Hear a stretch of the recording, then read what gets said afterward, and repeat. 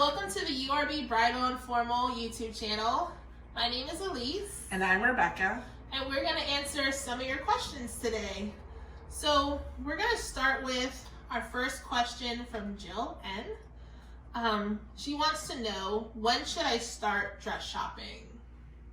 Well, the best time to start dress shopping, honestly, is probably a year to 6 months to your wedding, just so that it allows enough time for that dress to come in, and you also have to figure that you're going to need alterations, and that can take some time, because no bride wants to go dress shopping less than 6 months and then have that stress of trying to get everything done in a little bit of time. Yeah, I would also recommend, if you have a very large budget, over, I would say about $4,000 to $5,000, and you want a very bold, ornate, hand-beaded dress, I would recommend a year and a half to give you the best quality gown you can get. We do a lot of custom gowns, and those can take a lot of time for the hand beading, whether it's if you want a hand beaded cathedral train, you have to be realistic that it's going to be more than a year out to do the intricate work that is needed for something like that. Okay. So our next question is from Melissa V. She wants to know, who should I bring with me to my appointment? So it's very important of who you bring with. Sometimes it's not best to bring everybody, especially if they don't have the same vision as you, because all that it does is confuse the bride. And if you have a specific dress set in mind and they don't see that vision, a lot of times you won't walk out the door with that dress. You'll end up with a dress that everybody else really wanted and that you don't, and you'll end up settling.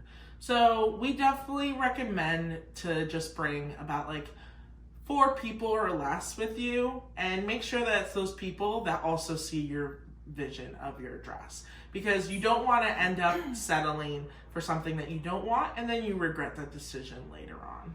Yes. Also, I would always recommend, no matter what you do, always bring the person with who is financially responsible for paying for your dress. It's out of respect for the boutique and their time that you bring the person who is ultimately making the final decision on what you'll be taking home that day. So we always recommend to bring those that you trust with your style, and then whoever's paying for it. Our next question comes from Jessica H.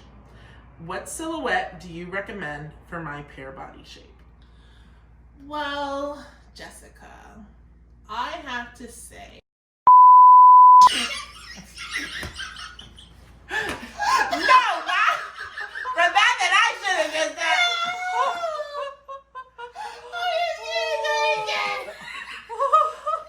to reread it? Yeah.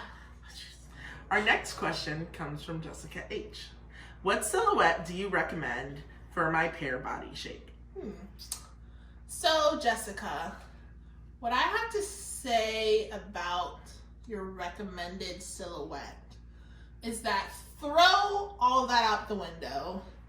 Forget any basic beauty recommendations for different body types.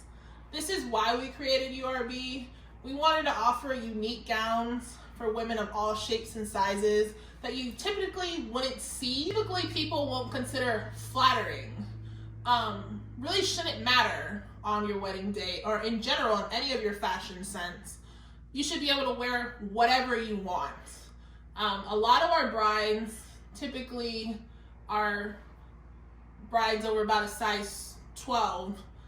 Many times when they come with their family and friends, they're very judgmental on what silhouette that they choose, because they want them to cover and hide up anything that they may see as a negative detail of your body, when every part of you is beautiful. Every part of you. So who cares if, your stomach isn't flat, or if your arms are showing? None of that should really matter on your wedding day. I would always recommend to get something that you want because you love that style versus what looks best on your body.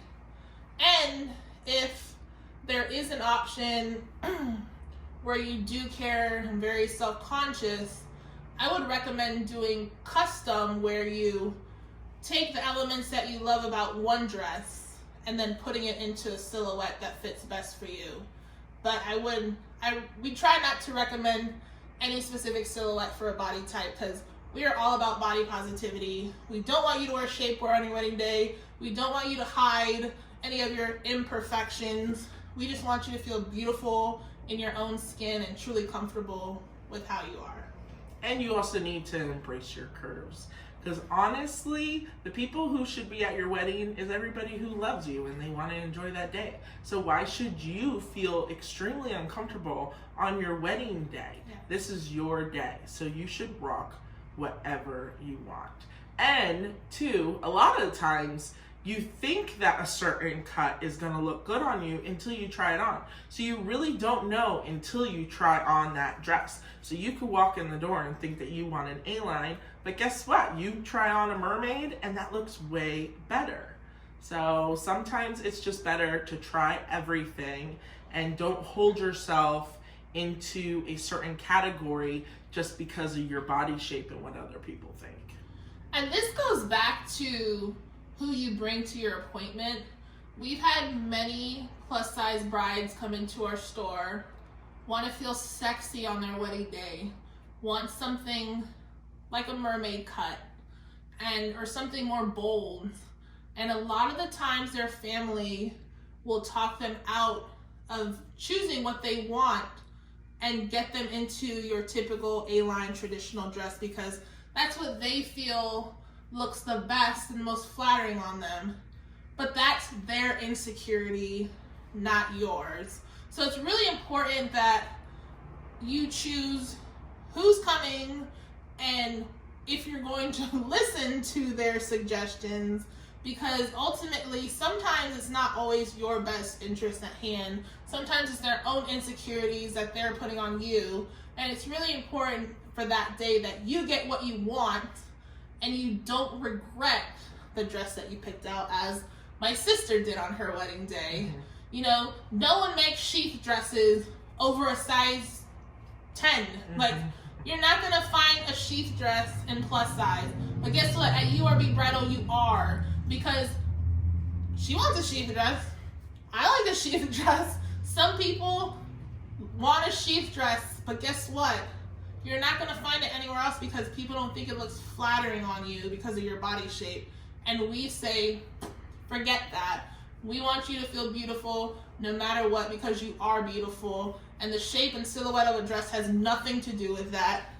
We want high fashion for everybody, and none of that should matter. Our next question comes from Sarah R. What color should I get my gown in? Is blush too bold? Well, at URB, we love a bold bride. We started this business for the bold bride, especially for people who typically couldn't get a high fashion dress in their size. So I'm all about color. We have blush, we have pinks, you know, we have a bride that also is customized a purple and a black dress. I think it's important to just do what you feel is right and what you truly want. But right now the trend is light ivory, which is truly just off-white. So it looks white, it has a hint of yellow hues in it, warm tones, where it looks ivory, but it's off-white. And I would also recommend, typically for,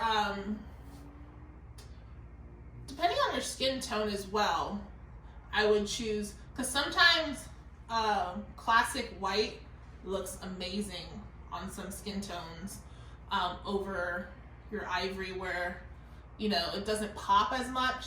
And also too, you need to think about coloring and beading, because if you want something that is sparkly and a beaded dress, you're better going white and lighter than going with a more warm tone, because you'll get more sparkle out of something.